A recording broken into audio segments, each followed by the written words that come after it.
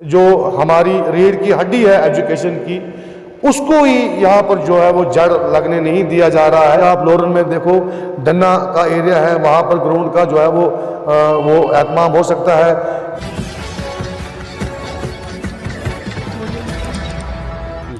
हमारे साथ इस वक्त तहसील मंडी की एक समाजी शख्सियत और हाल ही में आज़ाद पार्टी में शामिल होने वाले फ़ारूक अहमद ख़ान मौजूद हैं। उनसे हम इस हवाले से बात करेंगे कि तहसील मंडी में किस तरीके की तरक्की हो रही है और अब तक सियासी लोगों का यहाँ क्या किरदार रहा है, अब यहाँ क्या कुछ करने की ज़रूरत है। जहाँ तक डेवलपमेंट का सवाल है तो मैं समझता हूँ कि सबसे बड़ी एक मिसाल मैं देना चाहूँगा। लगभग मेरे हिसाब से 5 साल हो गए, ऐलान तो देरीना था डिग्री कॉलेज का,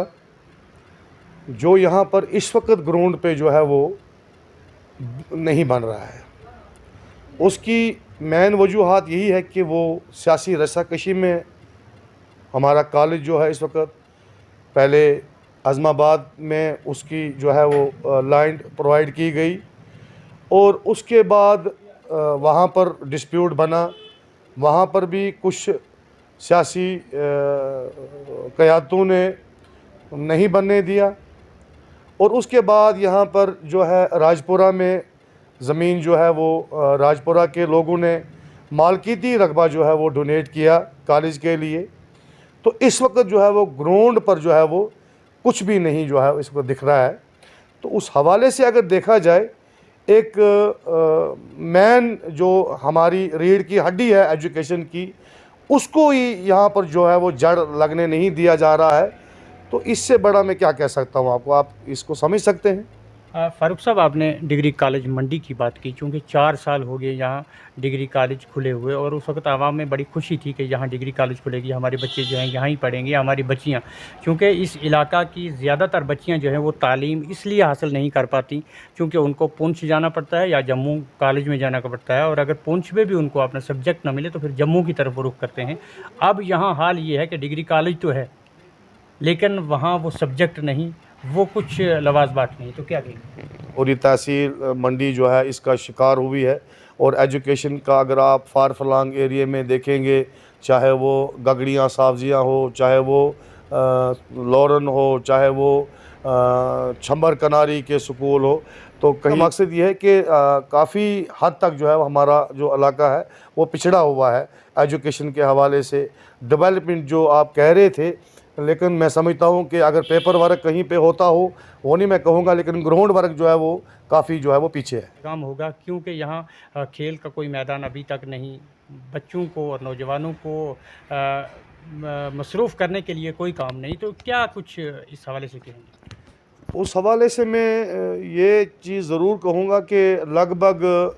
जो यहाँ पर हमारी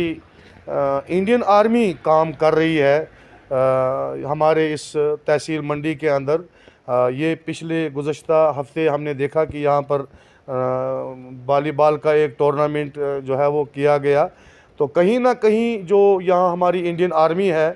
तो मैं ज़रूर ये चीज़ कहूँगा वसूख से कि काफ़ी हद तक नौजवानों को उन्होंने खेल कूद में जो है एंगेज किया हुआ है। इसके लिए हम आर्मी, इंडियन आर्मी के जितने भी यहाँ ब्रिगेड कमांडर हैं, सीओ साहब हैं, सब के यहाँ मशकूर है कि कम से कम ये तो देखने को मिला कि इंडियन आर्मी जो है हमारे नौजवानों को साथ रख कर जो है वो खेल कूद में हिस्सादारी दे रही है और उनको जो है वो अपने साथ अटैच रखा है। मंडी तहसील इतनी बड़ी होने के बावजूद भी यहाँ अभी तक कोई खेल का मैदान नहीं है, खेल का ग्राउंड नहीं। मंडी एरिया पहाड़ी एरिया है, यहाँ पर जो है वो काफ़ी हद तक जो है वो जगह की किल्लत है।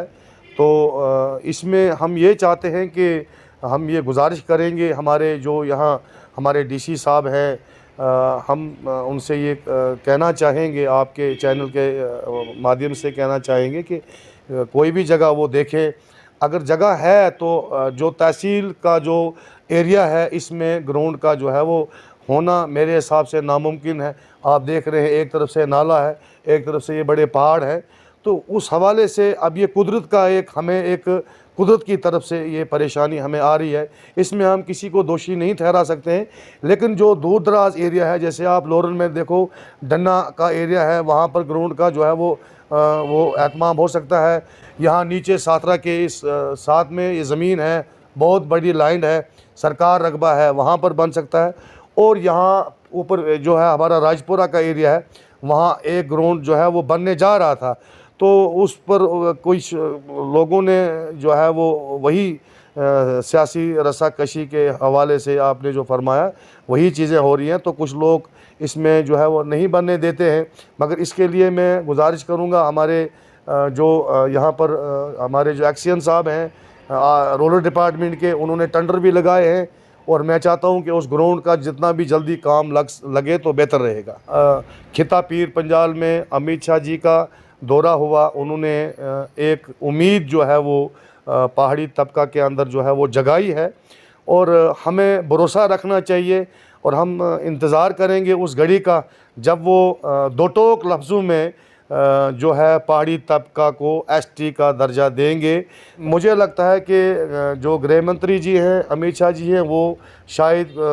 दूसरी कम्युनिटी के प्रेशर के नीचे आ गए, क्योंकि दोनों तरफ से एक बड़ा प्रेशर बना हुआ था यहाँ। लेकिन मैं समझता हूँ जो गृह मंत्री जी ने कहा, उन्होंने क्लियर कहा कि पहाड़ी, गुज्जर, बकरवाल जितने भी तबके इसमें आते हैं हमारे लिए सब बराबर हैं। लेकिन मैं इतना ही कहूँगा कि हमें उम्मीद रखनी चाहिए, देखते हैं आगे वो जब ठोस ऐलान करेंगे तभी ये चीज़ मानी जाएगी कि हमें भी जो है वो हुकूक मिला। बहुत बहुत शुक्रिया फ़ारूक साहब, आपने यहाँ जिन मुद्दों को लेकर बात की है। यहाँ तालीम रीढ़ की हड्डी मानी जाती है, जिसके लिए डिग्री कॉलेज मंडी 4 सालों से यहाँ अपनी इमारत की को लेकर जो है वो हमारे बच्चे इंतज़ार कर रहे हैं। इंतज़ामिया किस तरीके से अब आगे फिर इंतज़ाम करेगी और यहाँ के बच्चों को एंगेज करने के लिए खेल के मैदान किस तरह तैमीर करेगी, वो वक्त ही बताएगा।